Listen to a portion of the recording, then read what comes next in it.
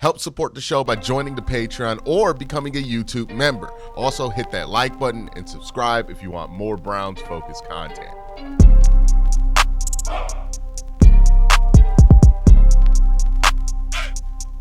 Did Andrew Berry tip his hand about what he's going to do in the draft? A lot of questions to be answered about what the Cleveland Browns draft strategy is going to be. Andrew Berry held a press conference. So what I want to do in today's video is go through that press conference. I picked out about 7 minutes out of the 28-minute press conference I thought was most interesting from there. We're going to react to it and discuss as we go. So here is the first part of the press conference. They're talking about Travis Hunter. And here's what I'll say before I roll any clips. I think it's telling that this press conference is 28 minutes and 25% of it, like 8 to 10 minutes of it, were about Travis Hunter. It's interesting, like very interesting. Now, part of that is that's who the media is asking questions about. He is the favorite to be selected by the Cleveland Browns. Again, betting odds, I think, are pretty useless in a situation like this. But it is interesting that, you know, he didn't shy away from talking about Travis at all. Andrew, how do you see Hunter? You know, I guess he's talking about wanting to play basically all the time. Mm-hmm. And how do you see him? What about that? Is it practical in the NFL? So I think one of the things that is like you can't probably fully appreciate until you actually see Travis play live is just his elite conditioning. Like, you know, going out and seeing him play at, you know, at Colorado, he really never comes off the field. And it's unbelievable because, like, you know, there are more plays in a college game than there is a pro game. And it's like the guy, like, he barely pants like that, you know, like that type of thing. So it's quite incredible.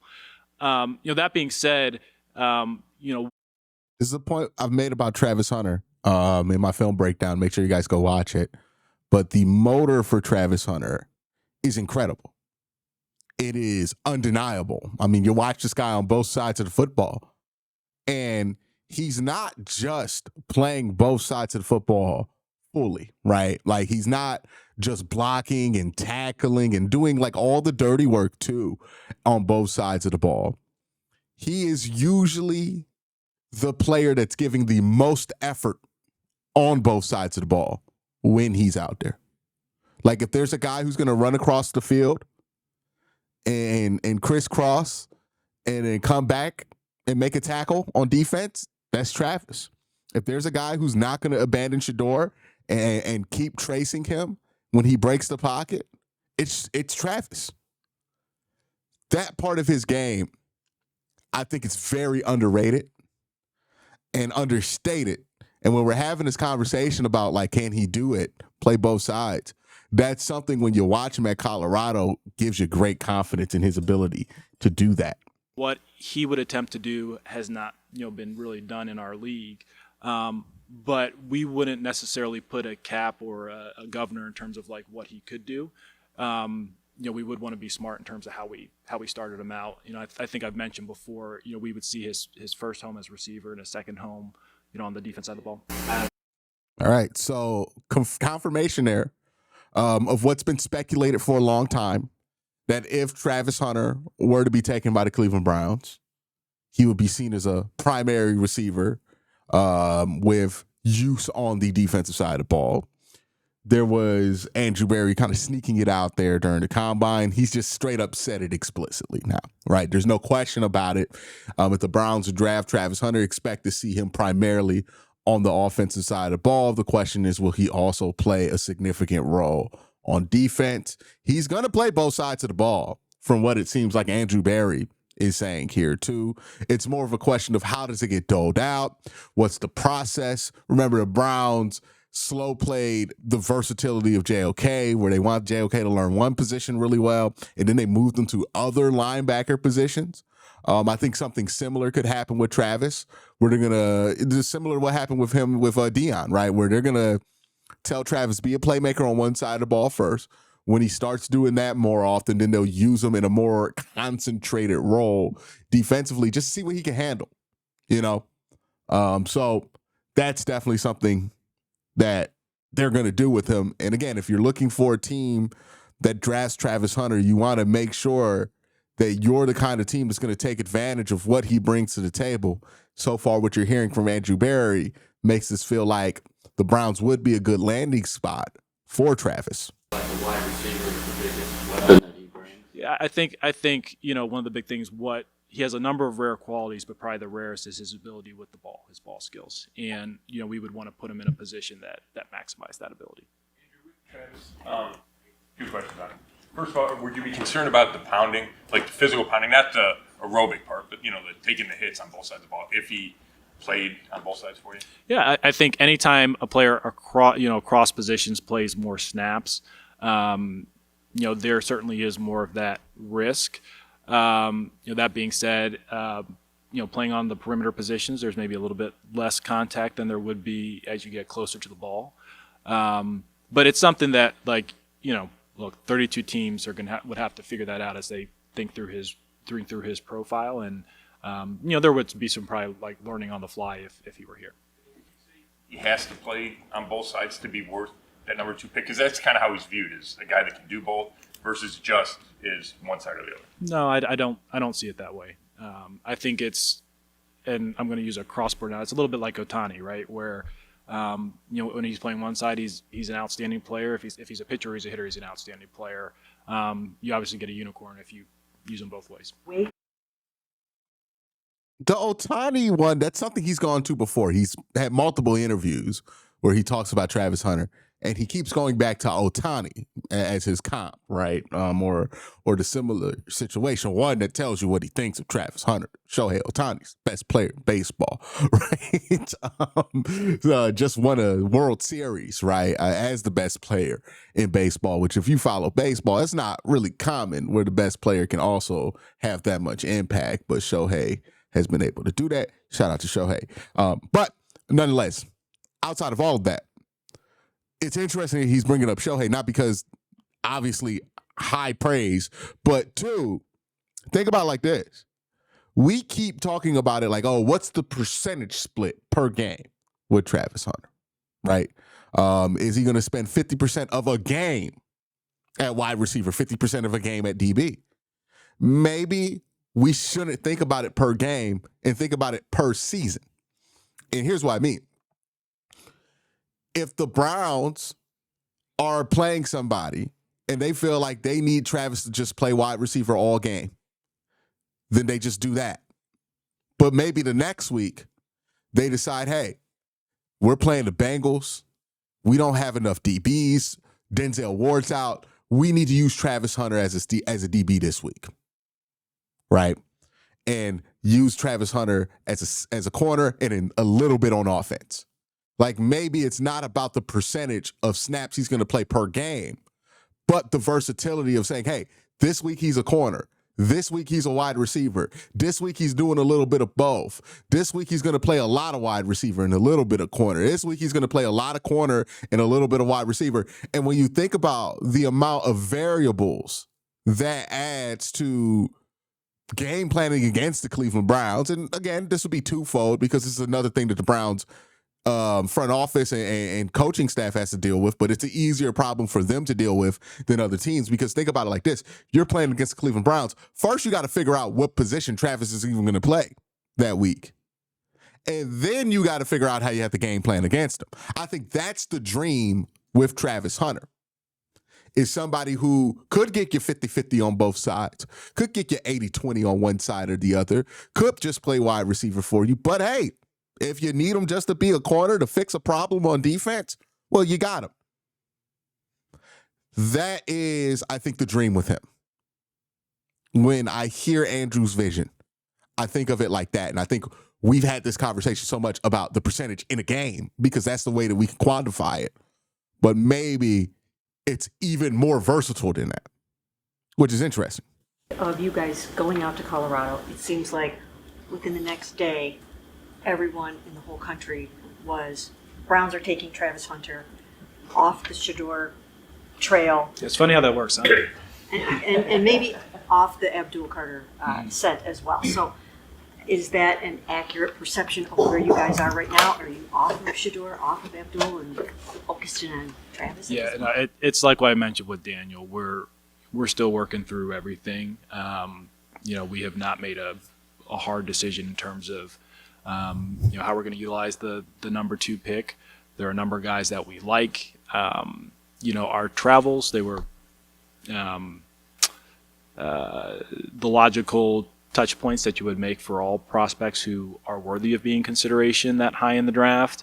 And that's just happened to be where I think maybe a lot of times Mary Kay just becomes like the last place that you stopped. But we're still working through everything. Now, that's not why people think you're going to draft Travis Hunter. Like, let's be real. Let's be real here. I know what Andrew Berry's doing, right? It's a little bit of gamesmanship. He's saying he hasn't made a hard decision on what they're going to do, right? So they haven't turned in the card yet because it can't. That's why he hasn't made a hard decision. But the reason people think that you're going to draft Travis Hunter is because we hear you talk about Travis Hunter. Like, as much as I like, if you watch this channel, right, and if I were the GM with the Cleveland Browns, you would have a hard time guessing who I want because I have gushed about Abdul Carter and I have gushed about Travis Hunter, right? Almost to an equal extent. I've been thrilled with the choice between those two for a very long time now. But when you hear Andrew Berry talk, there's a little bit of, Abdul is really good, but it's almost all, man, look at Travis Hunter, right?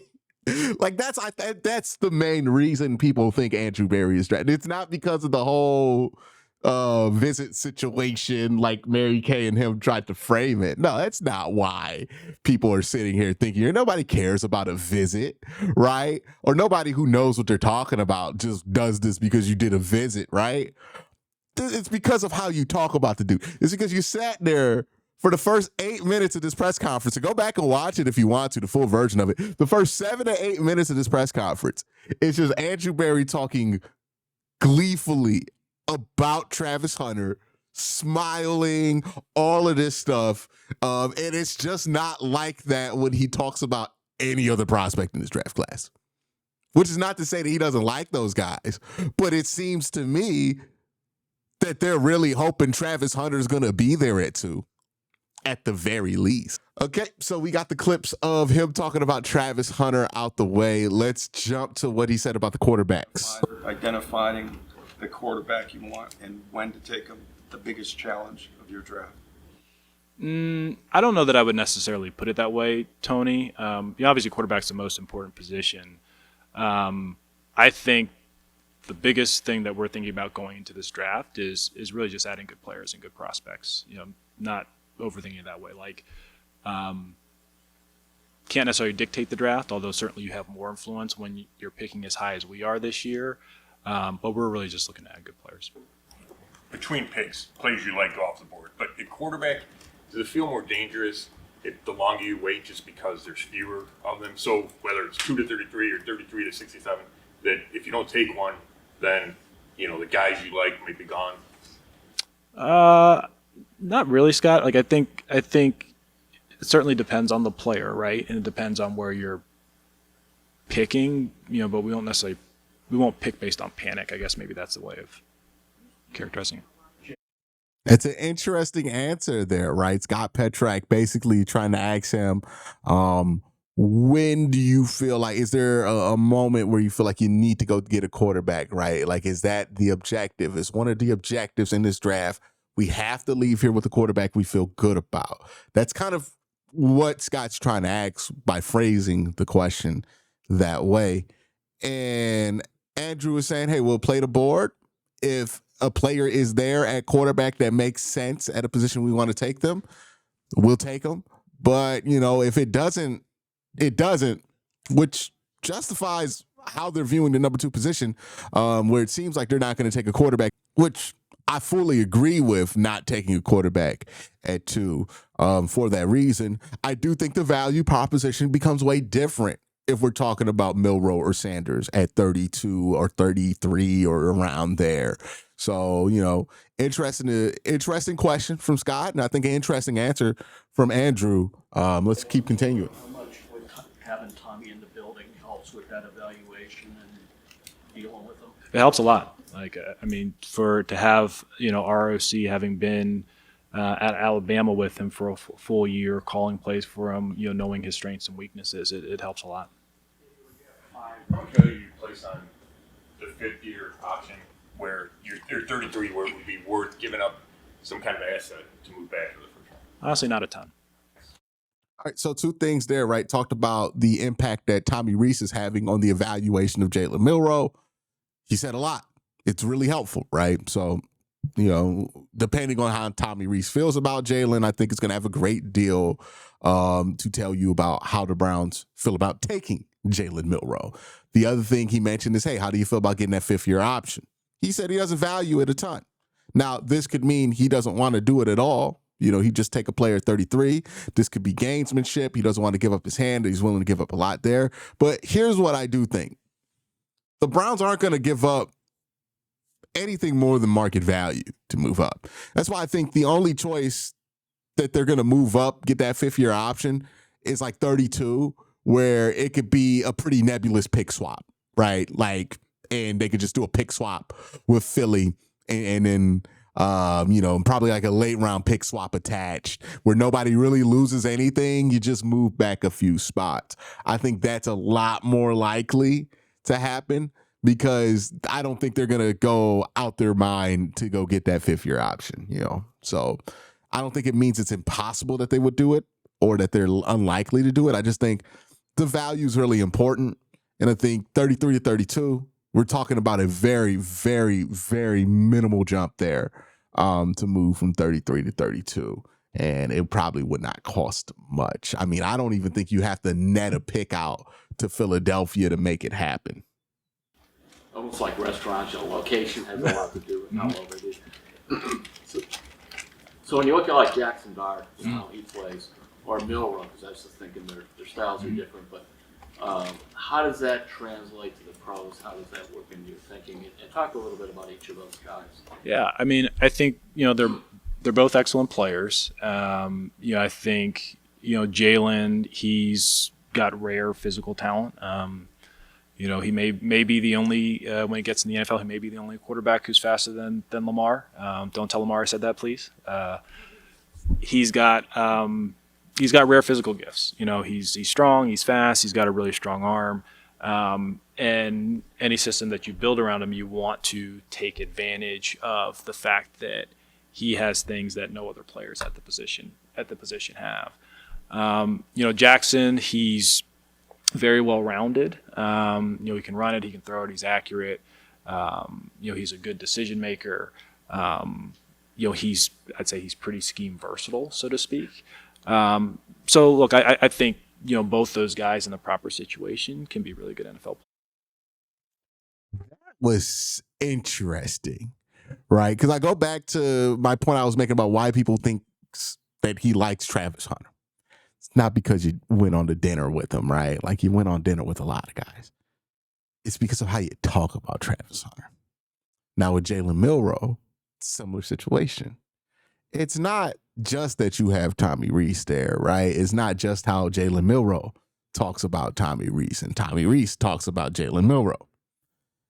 It's how Andrew seemingly lights up a little bit more when talking about Jalen Milroe than other quarterback prospects in this year's class. Like he went on there and was super specific and giving you like a detailed reason of players that he sees Jalen Milroe, having better talents than and the physical gifts and everything else.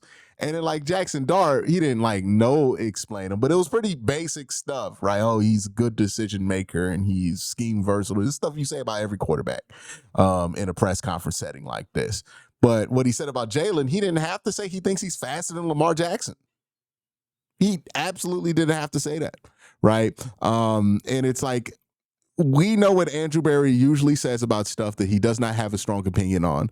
And he, with Travis and Jalen, has gone out of his way to compliment them and put them, not compare them, right? Because I don't think he compared him to Lamar Jackson, but did put him in the same company in some aspects as a Lamar Jackson, right? And then you saw it with Travis, where he put him in the same company as Shohei.